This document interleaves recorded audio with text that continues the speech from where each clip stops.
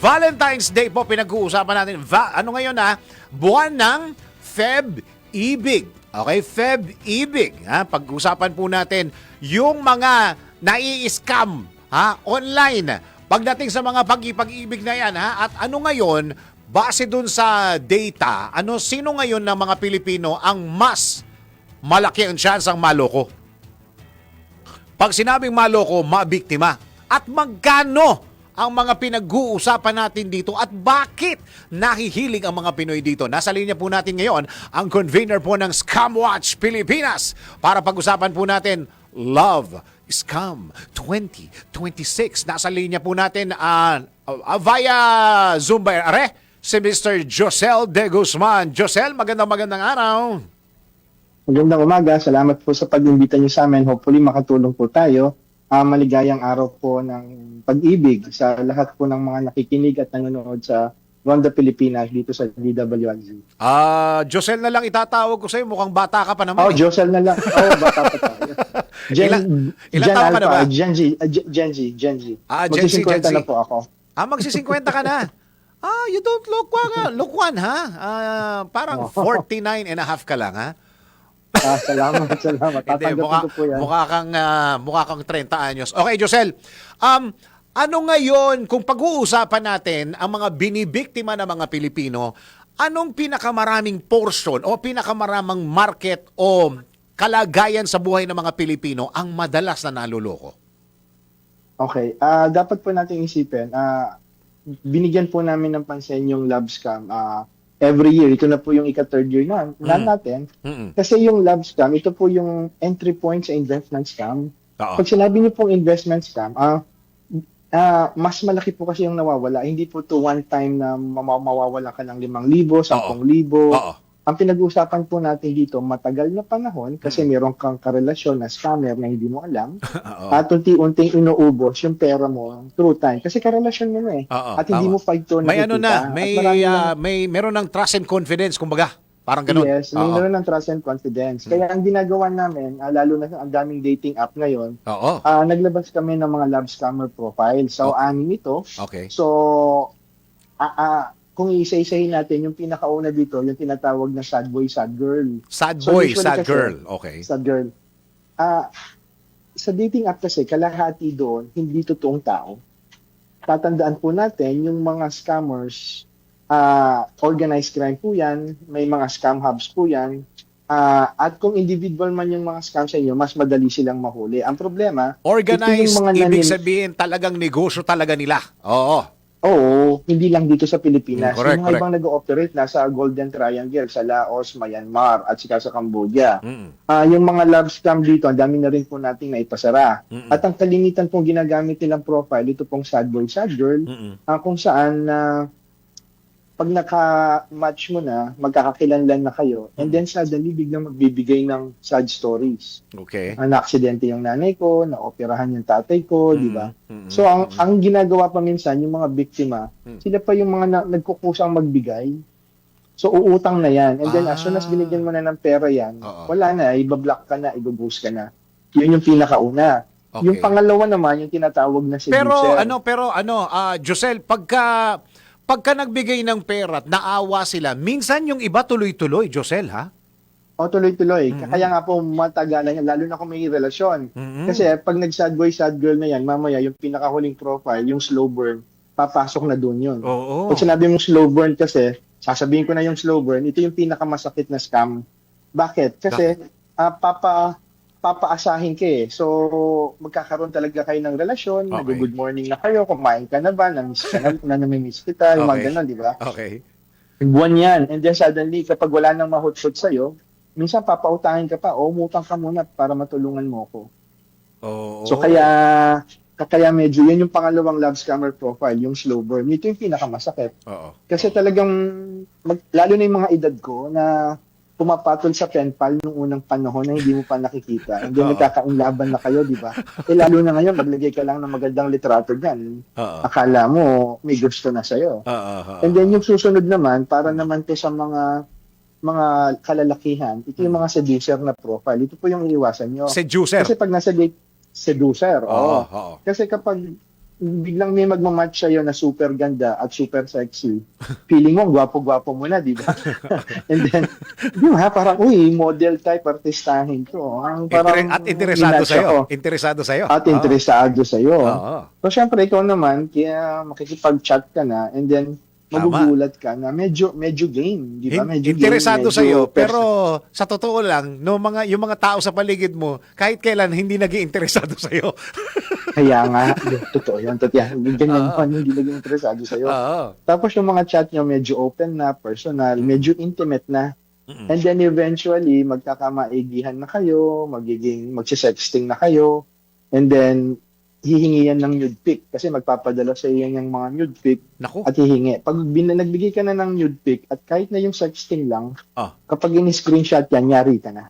Iba-blackmail ka Pero na. bago, yung iba, ang ginagawa ba dyan, sila muna magpapadala ng nude pic, yung hubad na Sila larawan. muna, ganyahin ka. Oo, tama.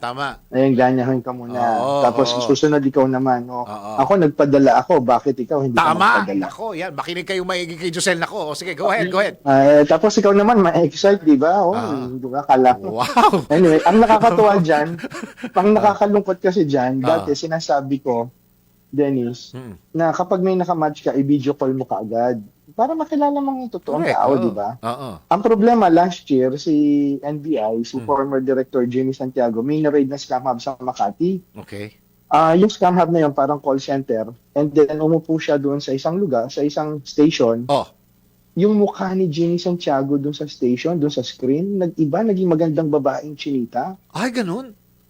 Parang Oo, so hindi na, so parang AI, no? gumagamit na ng AI. So, Ba? so imagine mo, may kausap mo, di ba, nilalambir mo. Yung pala, mala Jimmy Santiago yun. Yun, di ba, hindi mo alam kung lalaki o babae pala yung kausap mo sa video call. Tapos ikaw naman, habang nag-video call kayo, kung ano-ano na yung pinapakita mo, Tama. yari ka na. Oh, saka Okay, so hindi mo masyado mahalata dahil internet no. Minsan napapabigyan mo yung mga malabo o nagdi-delay, napagbibigyan mo yun kasi alam mo nga internet yung kausap mo eh. Oo.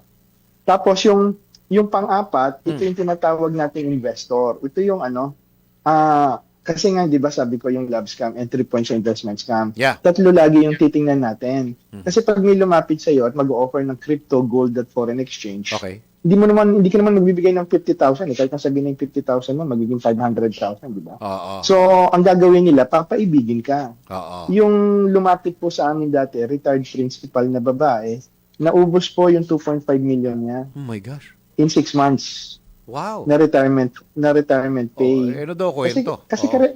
Kasi karelasyon mo na foreigner, nandyan yung promise na dadaling kita rito sa bansa ko or akong pupunta dyan. Tapos. And then let's start building our future together. Yan yung Nako. mga linyahan dyan Iyon. So, kaya kapag may nag-offer na po sa inyo, basta ang tatandaan nyo lagi sa love scam, hindi pa kayo nagkikita, humihingi na ng pera. Teka muna, Josel. Anong sinabi niyo dun sa principal? Naku, madam, bakit naman ako'y pumatol ng ganyan? Naniniwala Actually, ho ba kayo? hindi. Napapatulang kayo? Ganon ba? Hindi namin sinabi yan. Siyempre, kinonsole natin dahil mayroon kinonsole natin. Pero kasi kapag nawala na yung pera mo, hindi na may babalik yan. 3% lang yung chance. Ilang Kahit anong scam. beses daw nautangan si Madam Principal? Hindi siya nautangan, in-invest niya. Invest niya.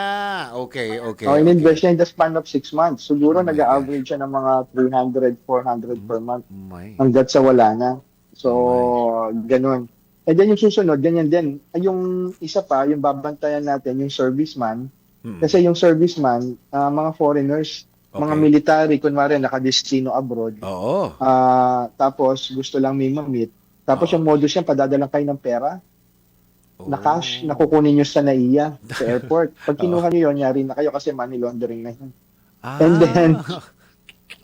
And then, ito yung pinakamatindi. Ito yung escort. Para sa mga lalaki din, lalong-lalo na sa may mga trabaho na 30 plus, yung mga mahilig magyabang dyan na manager sila, executive sila, vice president sila, tapos naghahanap sila ng panandaliang aliw na may bayad.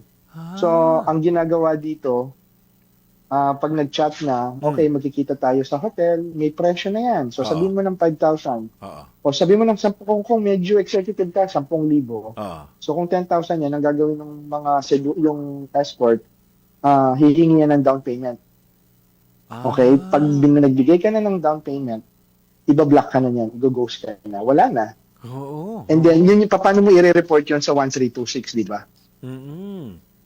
So, yun. So, yan yung mga love scam profiles natin. Kaya, ang sinasabi po namin sa mga kababayan natin, hindi po masama kapag nasa dating app, hindi po masama ang dating app. Make sure lang na verified yung profile, make sure verified yung photos, and then kung po pwede, kitain nyo na kaagad. At kung magbe-video call kayo, kailangan matagal yung video call. Sabihin mo, anong kulay, patingin ng kwarto mo, patingin ng labas mo, patingin ng ganyan. Hindi po, kasi sasabihin yan, red flag na pag sinabing, ay mahina yung signal, hindi ako makapag-video call. Kaya medyo malabaw. Kaya ang tanong, Josel, ganito, no? Sabi mo nga kanina, pangatlong taon nyo na itong love scam na ito. Ito bang pangatlong taon ninyo? Kumbaga, every year, dumadami yung mga Pilipino na pumapatol. Despite na kami dito nagwa-warning na, nagva-viral na yung mga naloko, hanggang ang mga biktima ba dumadami? Hindi ba sila aware na may ganitong drive ang gobyerno na paalalahanan sila tulad nyo sa Scam Watch? Meron naman po. Ang nakakatuwa po rito, yung iba po kasi hindi nagre-report dahil nahihiya sila. Isa pa yun. Nahihiya sila na baka may stigma, tawagin silang, alam mo yun, ayaw nilang matawag ng mga pangalan. Correct. Meron pa nga dyan, alam mo kasi, iba yung pag-ibig kaya binibigyan namin ng pansin. Meron kaming incident na yung mga anak yung lumapit dahil ayaw maniwala ng nanay nila na yung karelasyon niya abroad ay isang scammer. Nako. At ang linyahan ng nanay nila is, bakit ayaw niyo akong sumaya mga anak? Iyon. Ako po. Senior. So, mga senior na yan, mga 50 plus. Hindi pa naman, mga 50 plus. So, yun. Kaya, hindi natin makita yung tunay na datos kasi hindi nga sila nagre-report. Pero yung kagandahan naman dito, yung mga dating app, na pinalakas na nila yung mga safety features, katulad ng verification, katulad ng verification ng photo, di ba?